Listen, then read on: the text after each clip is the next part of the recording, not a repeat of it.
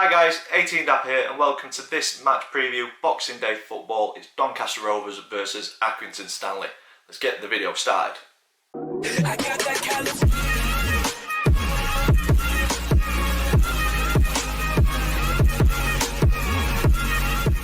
So guys, welcome to this match preview, Doncaster Rovers versus Accrington Stanley Boxing Day fixture. Feels very strange not to be at Boxing Day football, especially when it's at home, but alas, we're still not allowed into the grounds. But it's looking to be a good competitive game, two teams up there in and around it, so looking forward to an entertaining fixture on Boxing Day. So if you are an existing subscriber, welcome back, thank you for returning. If this is a video that's brought you to this channel, welcome. Please click that subscribe button so you don't miss out on any more content. If you are new, this is the format that we go through match previews. We'll look at the previous meetings between the two clubs, we'll look at the current form across all competitions. I choose a Doncaster Rovers player to focus on. We look at a brief history on the opponent and I give my opinion on one to watch for Accrington Stanley, and then me and the family have got a predictions league table. There'll be an update for that at the very end where we predict the scoreline for each league game and put ourselves into a table. And then my score prediction is at the very end. So let's get on with previous meetings. With previous meetings, I have included both Accrington Stanley, the original, and the reformed, which is Accrington Stanley now. So overall, we've played each other 47 times. Rovers coming out on top on 22 of those occasions, Accrington winning 13, and then we've shared the spoils on 12 occasions. It's been better reading for Accrington Stanley over the last 5 though.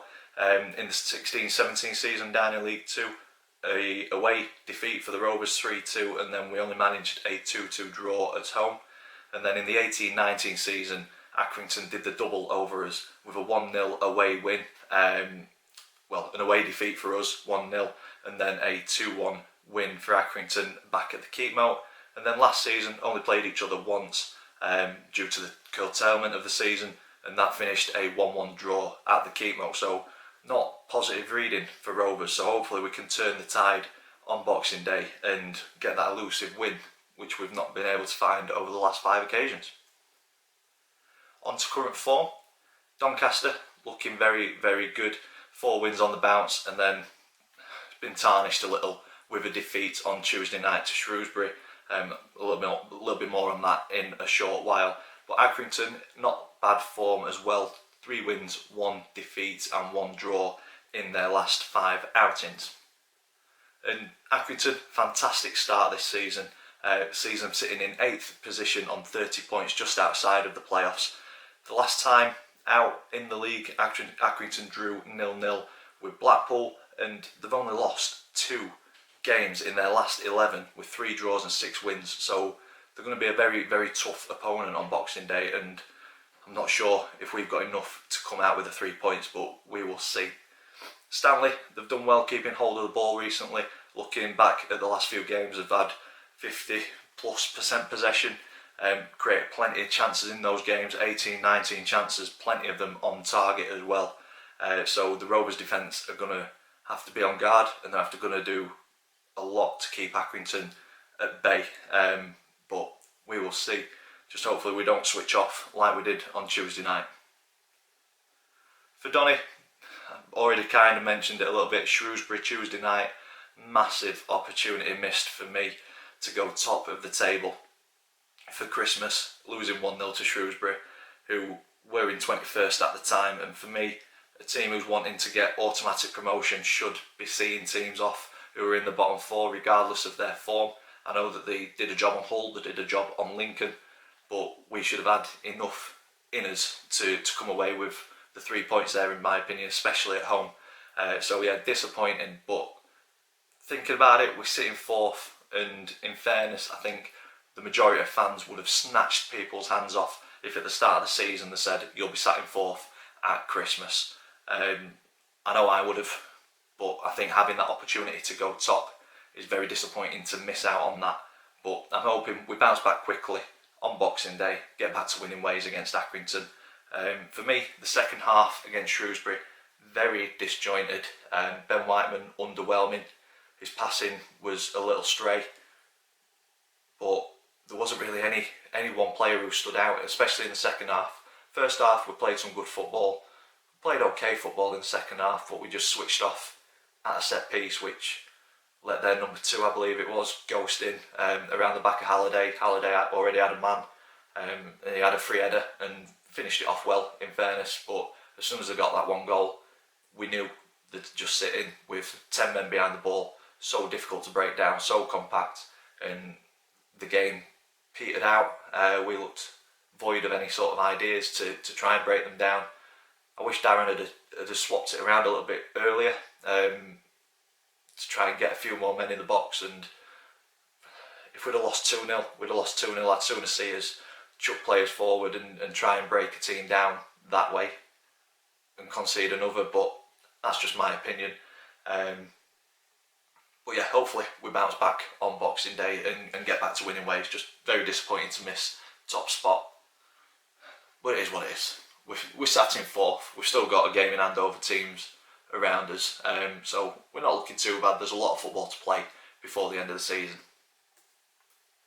On to play focus. This week I've gone with Fijiri Okunabiri, and I've gone with Fijiri because I think on Tuesday night his first half performance was very, very good. Unlucky not to have scored 2. That first touch, his first opportunity, brought it down, first touch around the keeper. The defender's done well to take that away for a corner.